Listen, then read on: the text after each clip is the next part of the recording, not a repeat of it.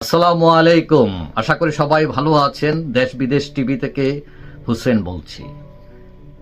আজকে খবরে দেখলাম যে জামাতে ইসলামের আমির ডক্টর শফিকুর রহমান বলছেন যে যারা গণহত্যায় জড়িত তাদের রাজনীতি করার অধিকার নেই। এখন কথা হচ্ছে যে কাকে উদ্দেশ্য তিনি এই কথা বললেন। এখন বর্তমান পরিস্থিতি বোঝা যায় যে আওয়ামী লীগের উদ্দেশ্যেই, এবং তার সাথে যে 18 দল ছিল, 14 দলের তাদের যে ঐক্যজোট, মানে তাদের উদ্দেশ্যে তিনি এটা বলছেন হয়তো। কিন্তু আমরা যদি গণহত্যা বলতে যাকে বুঝি এবং এইটা যদি বিশ্লেষণ করি, স্বাধীনতা পরবর্তী সময়ে গণহত্যা করেছে প্রায় সব দলই যারা ক্ষমতায় ছিলেন। যেমন জাতীয় পার্টি, ডক্টর মিলন, তারপরে সেলিম, দেলোয়ার, মুজাম্মেল, ট্রাকের উপর ট্রাক চাপা দিয়ে পর্যন্ত ছাত্র মারছেন। তো জাতীয় পার্টি সেটা অনেক গণহত্যার সাথে তারাও জড়িত ছিল। বিএনপির আমলে গ্রেনেড হামলা দেখেছি, বাংলাবাই, জঙ্গি এবং অসংখ্য লোক হত্যা করা হয়েছে সেই সময়ও। তো সেগুলোও তো গণহত্যা। এখন আমাকে আজকে একজন প্রবাসী আওয়ামী লীগ নেতা বললেন যে এই যে জামাতের আমির গণহত্যা যারা করেছে তাদের রাজনীতি করার অধিকার নেই বলছেন। তিনি আমাকে প্রশ্ন করেছেন যে ঠিক আছে, মানলাম 1000 লোক হত্যা করেছেন তাদের ভাষায়, যে আওয়ামী লীগ সরকার বা শেখ হাসিনা যাই বলেন না কেন, কিন্তু জামাতে ইসলাম তারা এটা কিভাবে বলে? কারণ তারা তো 30 লক্ষ হত্যার সাথে জড়িত। কারণ মহান স্বাধীনতা যুদ্ধে 30 লক্ষ লোক নিহত হয়েছে, এবং এই পাক সেনা যারা ছিল, পাক বাহিনীর দোসর ছিল জামাত ইসলাম। সুতরাং তাদের তো সবার আগে নিষিদ্ধ করা উচিত।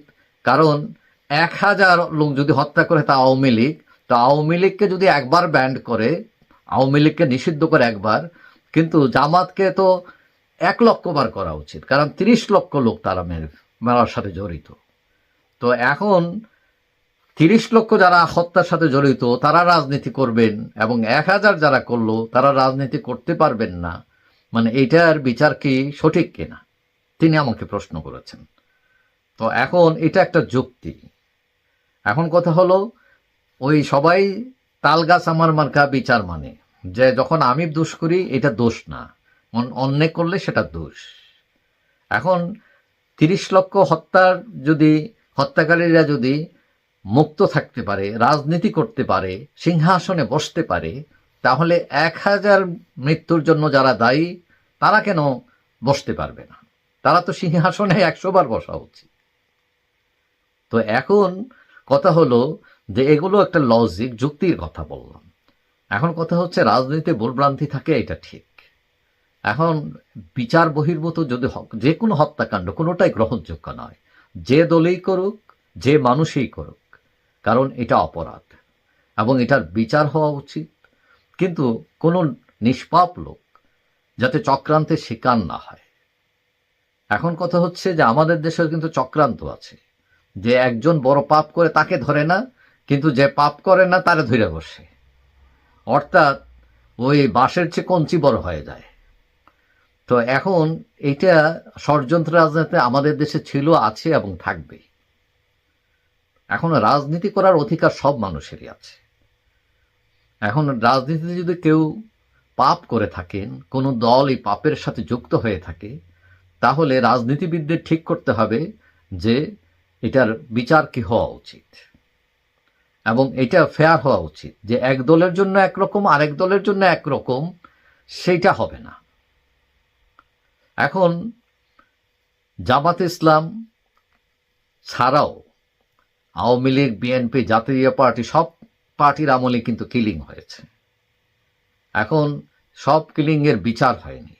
বিশেষ করে আমাদের দেশের রাজনীতি হলো যে সে যদি আমার দল করে তাহলে বাঁচায় ফেলে তাকে মুক্ত, আর সে যদি বিরোধী হয়, সে না করলেও তারে 2-4টা মামলায় ঢুকায় দেয়। মানে এই যে আমাদের পুলিশ প্রশাসন বলেন, আমাদের যে অ্যাডমিনিস্ট্রেশন ক্যাডার বলেন, সব জায়গায় মানে বড় বড় গল্পকার বসা আছে, এরা গল্প বানায় ফেলে, সাজায় ফেলে, এবং আমরা এরকম অনেক দেখছি। হ্যাঁ, তো এখন এইগুলো বন্ধ হোক।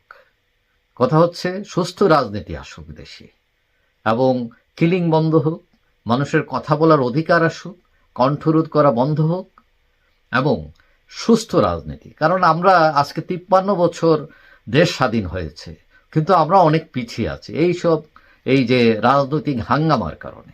এদেশের মানুষ অনেক কষ্ট করেছে, স্যাক্রিফাইস করেছে, অনেক আশা করেছে। আমাদের রাজনীতিবিদরা বিশেষ করে হতাশ করেছেন এই দেশের মানুষকে। এবং আমি শুধু একটি দলকে বলি না, প্রায় সব দলই যারা ক্ষমতায় ছিলেন তারা দারুণভাবে হতাশ করেছেন এই জনগোষ্ঠীকে।